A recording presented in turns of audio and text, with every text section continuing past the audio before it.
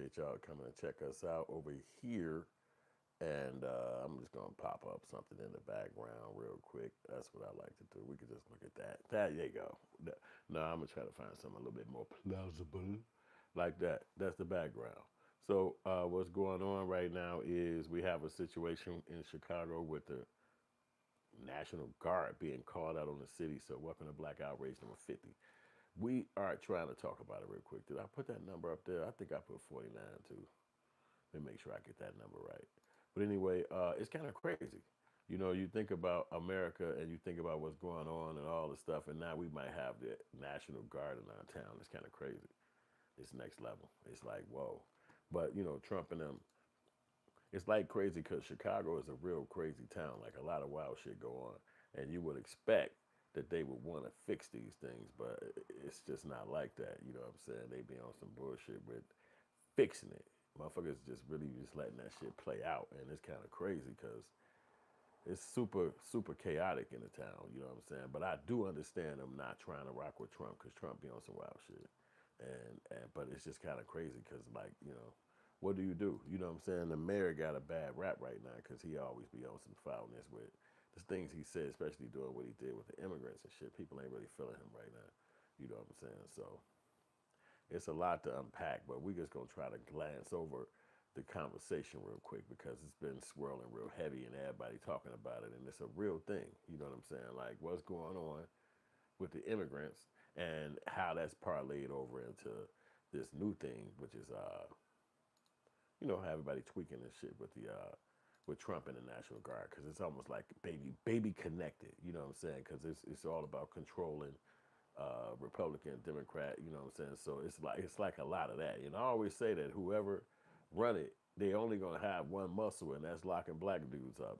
Even though I don't really want to be continuing my podcast too much, I still have to talk about this stuff because this is the reality of if you don't talk about it, it's just you get bombarded with the chaos of it all. So that's the part that kind of throw me off a little bit. It's like, damn, we got to keep dealing with, you know, um, we had the immigration part of it all, so they kind of cleaned it up a little bit. You don't see them so much like you did a few months ago. But like I said, now the next stage is how about you know the people being in town and illegally, and how it's going to affect us as black people. That's really the other side of the matrix. You know what I'm saying? So I'm gonna just look and see if I can play one of these uh, videos about it right now because it's still happening. You know, we got the mayor, everybody talking about it because this is like a big weekend where it's like 60 people got shot. It's how outrageous numbers. You know what I'm saying? So it's like, whoa, you don't even be thinking about this kind of shit happening because that might not be in that part of the city or you might not hear it. You know what I'm saying? But for 60 people to get shot, like what the fuck, nigga? You need 10 times the fucking National Guard up in the town. That something like that is happening. So it kind of behooves me why they don't never want to, you know, get together and calm that down. Because how the fuck you gonna even experience outside? Like how you gonna go outside and experience the city if that's the type of shit going on? Let's see if we could talk about it real quick and see what they got to say and hit the like button, show some love. Illinois Governor J.B. Pritzker confirmed today that he's called up about 250 members of the Illinois National Guard to be on standby during the convention. And very proud of those National Guardsmen, and we do call them up when we really need them. A few moments later. No federal troops in the city of Chicago. No militarized force in the city of Chicago. Nearly 60 people were shot over the three-day holiday weekend in Chicago. 8 people were killed. And we're back, y'all. Thank you for watching today. Go ahead. So as I just said right there, you see what they saying. 60 people shot. You got one governor, Pritzker, who is the governor, saying he don't want the he want them here. Then you got the mayor saying he don't want them here. So they kind of mixed up over there. You know what I'm saying? As far as the leadership go, but as far as the town and the city go, you would think that they could come together on it. You know what I'm saying? I'm sure they don't want the police running around here. You know, National Guardsmen's walking around here with big ass guns could probably kill somebody or hurt somebody if they choose to. But in reality, it still needs some kind of help. It's still the city need the city needs some kind of help. You know what I'm saying? It's just too much going on. 60 people shot in one weekend. It's outrageous. You know what I'm saying? Anybody would see that as outrageous, even if it was in another country.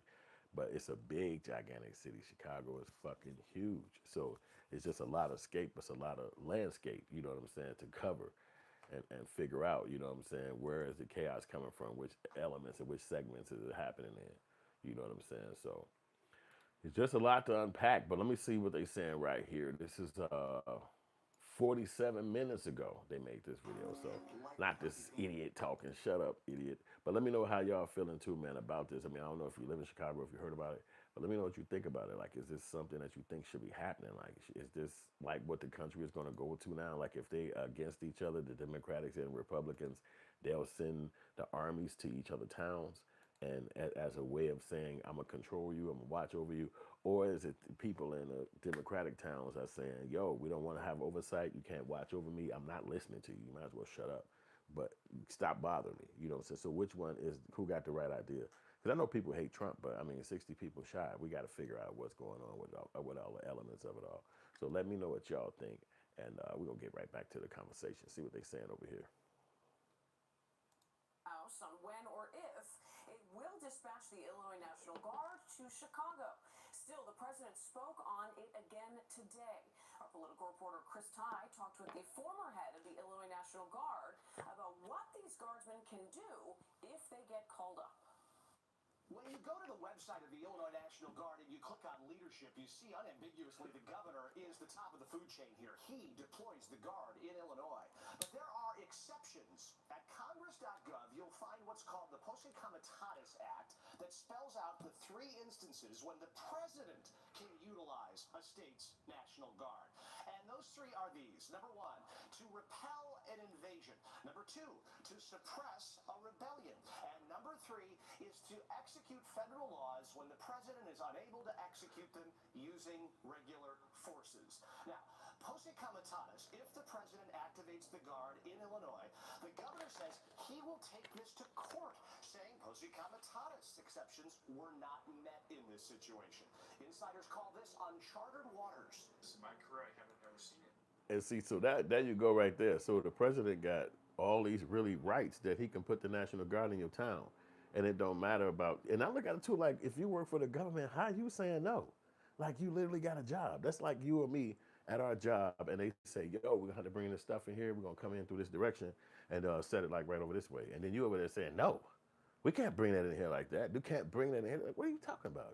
No, I don't want that over here. I think we should put that over in the back. They're gonna look at you and say, what are you talking about? Hey, you might want to go home because you're interrupting our operation over here. Tom said this is coming over here. This is where it's going to be. And so it seemed like as a mayor or a governor, why would you be blocking it? I'm not saying that they should actually come, but it seemed like if you work for the government and you are assigned mayor or governor, why would you be blocking the government saying they're going to send something over to, and then you put more people in harm's way trying to say, fight against it, stop it, block it. Like what? Like I don't understand how America changes. See, when I was a kid, we had the little what's they call the social studies was the Constitution test in grammar school. Like we were kids, 13, and I took the test and I ended up passing it and being the highest scorer in my class. I got every single question right, so I knew every fucking state, all the preambles, every word in the Constitution, because you know they randomly hitting you. And I studied it, I read it, I wrote it down like days before. I wrote every word down, you know, so I could remember it. And I just remembered a lot of it. I still remember a lot of it. And I just don't understand like how is things changing? You know, is this blockade towards Trump, or is it the Democrats is one country and then the Republicans is one country? It seemed like it's more like that. So it's like we got half a state. Some states are Republicans, some states are Democrat, and they are basically at war with each other, just like it was back in the day with the whole Civil War situation. So sometimes I'd be compelled to wonder, why is it the block? Why is it the shock? Because think about it, in Chicago particularly, if there's a black mayor and then there's a lot of crime, now he keeps saying crime is down. A lot of people say crime is down, crime is down, crime is down, crime is down. But obviously 60 people being shot one weekend, that's a lot. And going into the wintertime, the fall, it's going to be a lot more of that probably happening in the city. So if you saying this and you're a black mayor, but you don't have a real reason or way to stop the crime that's happening around, then why don't you just let help come in? Because it's a country. It's not just a city sitting on the island or sitting on the water. It's a country with cities and states surrounding us. So why aren't we trying to do something to try to stop the crime? Because all that'll happen is in 2 or 3 more years, when the mayor is out or the governor is out, they're going to get Republican people in there. And then they're going to vote them in because of how these Democrats are acting and doing their thing. And so then when they get in, they'll have prosecutorial power to just lock everybody up. And who you think they're going to lock up when it comes down to saying, we're going to get Chicago under control? We're going to get this situation. We're going to get this neighborhood. We're going to get this city. They're coming and lock up black people, black young dudes in their 20s, 30s, maybe even 40s. But you're going to jail. And they're going to be able to do this under the pretense of we're tough on crime. We're trying to stop all of this from happening. You look at the last few years. Yeah, crime was going down, but every time it was a spike on a holiday. And we're not tired. We're tired of dealing with this in Chicago. It's $1 million city. It's a world-class city, so they don't want to just deal with crime being so rampant. But again, it's just no way for me to understand why it's continuing like this and don't nobody got nothing to say about it. But get rid of Trump. So I just kind of look a little. It's a little shaky to me. It's like you see the city is in shambles. You see this kind of shit can happen. You do understand that it need to be helped at some elements. You know what I always think about when I was young and you get a girl or whatever and you hand to hand walking with her or you hanging out with her or some shit like this. It was normal life. You know what I'm saying? But now you think about the kids today. It's like, well, shit, where they gonna go for a walk at? Where they gonna kick it with their lady? Because you can get shot anywhere. You can get. It's just like that. The city is completely different from when I was younger.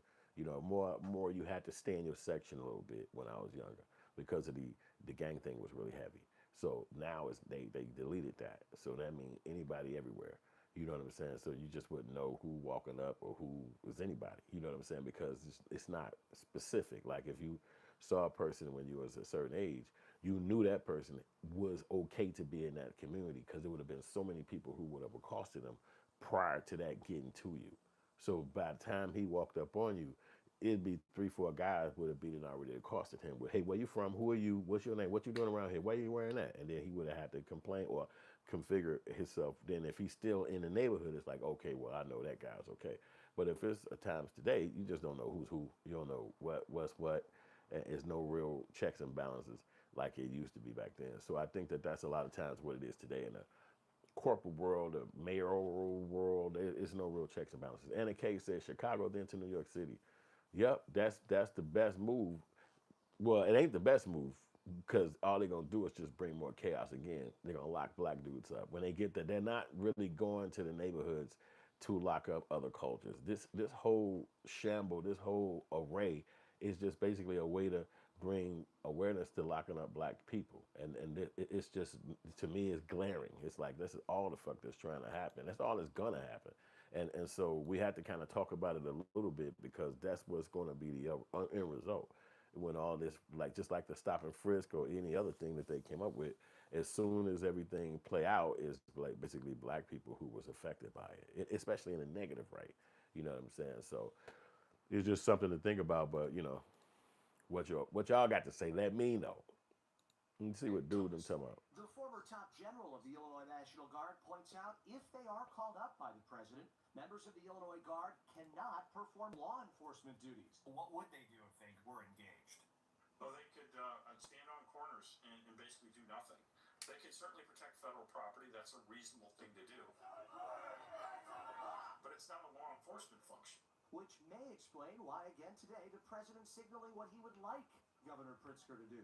You would think that Illinois would have such a problem with crime, such a bad governor.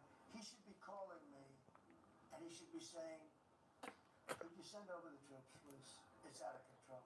Governor Pritzker making it clear that will not happen. Now, 2 final points that we want to zero in on here. Chicago is different than Washington, D.C., the deployment going on there, because, number one, they don't have a governor. And the president does simply exert more control there than almost anywhere else in the country over the Guard. But also because the National